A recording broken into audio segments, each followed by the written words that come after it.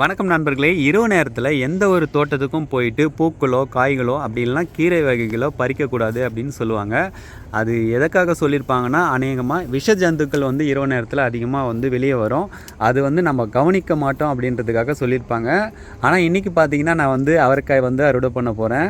எதனால் அப்படின்னா, இது மாடி தோட்டம், அதனால் இங்கே எதுவும் இருக்காதுன்னு நம்பிக்கை தான். அது மட்டும் இல்லை, இன்றைக்கி நைட்டு சமையலுக்கு எதுவும் காய்கள் இல்லை, அதனால் கொஞ்சம் அவரைக்காய் பறிக்க போகிறேன்.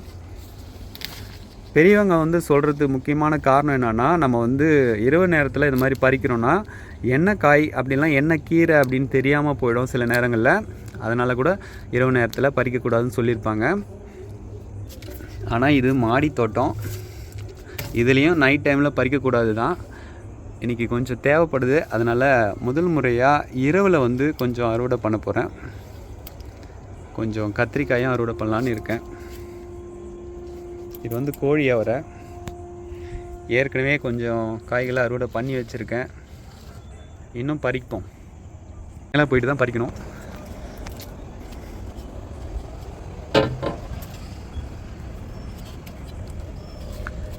மேலே நிறைய காய் காய்ச்சிருக்கு பாருங்க, கொத்து கொத்தாக இருக்குது.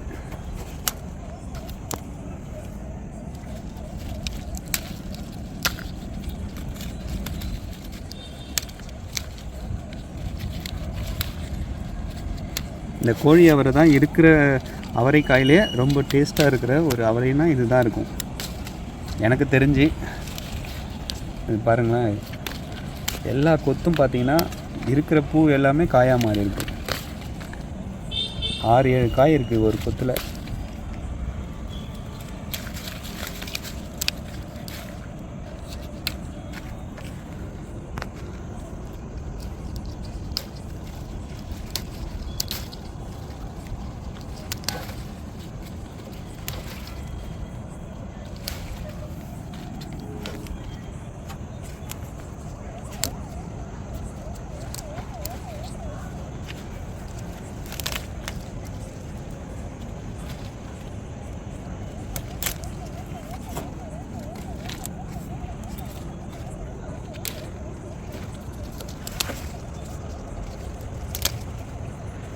எல்லா குத்துலையுமே பாருங்கள் நல்ல ஒரு காய்ப்பு.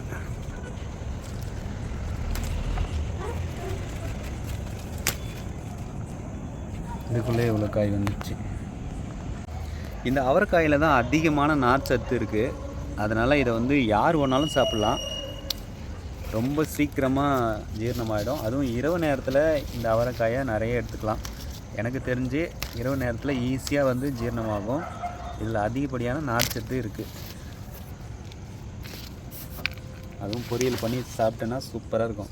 சாம்பாருக்கோ இல்லை ரசத்துக்கோ வச்சு சாப்பிட்லாம்.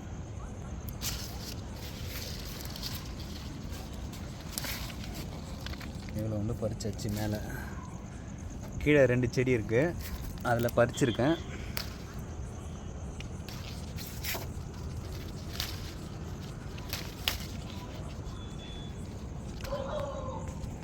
மேலே இருந்த அவரைக்காலாம் பறித்து மடியில் கட்டிக்கிட்டேன். இந்த மாதிரி கட்டக்கூடாதுன்னு பெரியவங்க சொல்லுவாங்க. அது எதனால் சொல்கிறாங்கன்னு தெரியல. ஒருவேளை இதில் இருக்கிற பூச்சிகள் நம்மளை கடிச்சிரும் அப்படின்றதுக்காக சொல்லியிருக்காங்களான்னு தெரியல.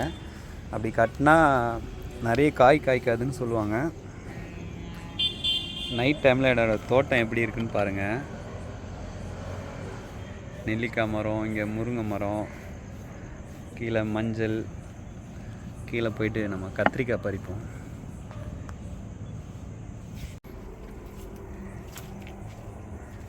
ஏற்கனவே இங்கே கொஞ்சம் பறித்து வச்சுருக்கேன்.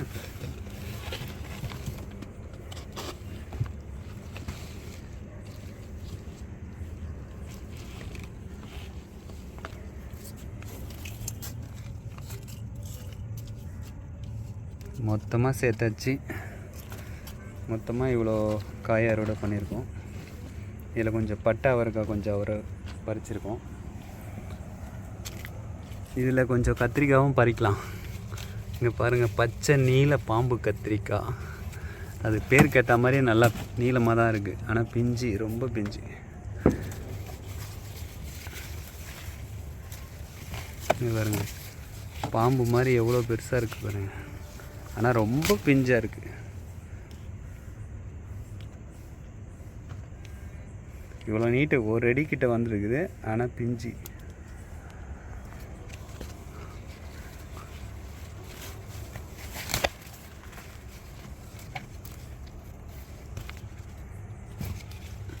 சாம்பாருக்கு இது போதும்னு நினைக்கிறேன். இன்னும் ஒன்று பறிப்போம்.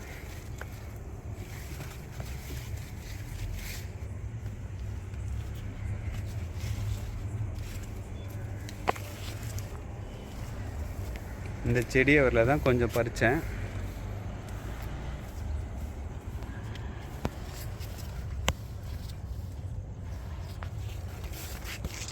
இன்றைக்கி இரவு நேரத்தில் அறுவடையை சூப்பராக முடிச்சிட்டோம். மொத்தமாக பார்த்திங்கன்னா எனக்கு கிட்டத்தட்ட ஒரு 1.5 கிலோ வந்து அவரைக்காய் வந்து கிடச்சிருக்கோன்னு நினைக்கிறேன்.